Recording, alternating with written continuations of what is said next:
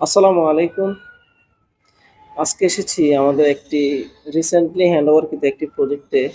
তো এই প্রজেক্টের কিছু প্রবলেম মানে প্রতিটি প্লেটেই সেটা হচ্ছে বর্তমানে যে প্রিপেড মিটারগুলো আছে আমাদের পিডিবি যে প্রিপেড মিটারগুলো দেয় রিচার্জেবল, সেগুলো বেশিরভাগ ক্ষেত্রেই বেশিরভাগই যখন বিদ্যুৎ থাকে না তখন নিউট্রালও পাস হয়। তো এই প্রবলেমটা অধিকাংশ মানুষই ফেস করেন। তো যখন লিফট ব্যবহার করার জন্য জেনারেটর ব্যবহার করা হয়, জেনারেটর চালানো হয়, তখন কিন্তু জেনারেটর একটা বিল্ডিংয়ের ওই পরিমাণ লোড নিয়েই মূলত মার্কেট থেকে কিনা হয় বা তৈরি করা হয় তাদের বিল্ডিংয়ের টোটাল লোড অনুযায়ী।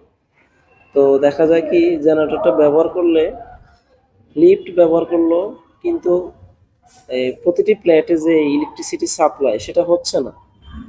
হ্যাঁ, তো এটার মূল একটা কারণ হচ্ছে যে পিডিবির প্রিপেড মিটারগুলো নিউট্রাল পাস না হওয়া। অর্থাৎ যখন জেনারেটর স্টার্ট থাকে তখন এই পিডিবি মিটার নিউট্রাল পাস না হওয়ার কারণে ফেজটা চলে যায় কিন্তু নিউট্রাল যায়।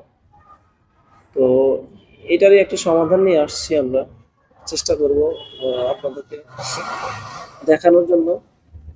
তো জেনারেটরের বিষয়টা হচ্ছে যখন আপনি জেনারেটরটা ব্যবহার করবেন তখন আহ, বিদ্যুৎ ব্যবহার করেন বা না করেন জেনারেটর থেকে কিন্তু নির্দিষ্ট পরিমাণে একটি ফুয়েল খরচ হবেই। তো এটা অত্যন্ত ব্যয়বহুল এবং কষ্টের বিষয়। সেটা হচ্ছে আমার জেনারেটর চলতেছে কিন্তু আমি বিদ্যুৎ পাচ্ছি না। তো আমরা ম্যাগনেটিক কন্ডাক্টর নিয়ে এসেছি। এই ম্যাগনেটিক কন্ডাক্টর নিয়ে এসেছি।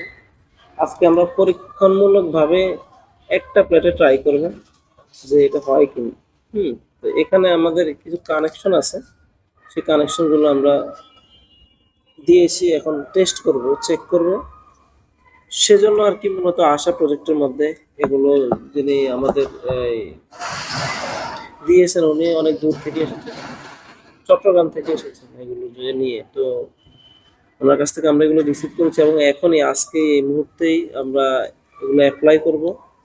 তারপর দেন জেনারেটর স্টার্ট দিব, যে জেনারেটর চালু করার পরে যখন প্লেটের সবগুলো লাইন বন্ধ থাকবে, জেনারেটর লাইনটা যায় কিনা ঠিকঠাক, তো বাকি আপডেট আপনাদেরকে দিব ইনশাল্লাহ।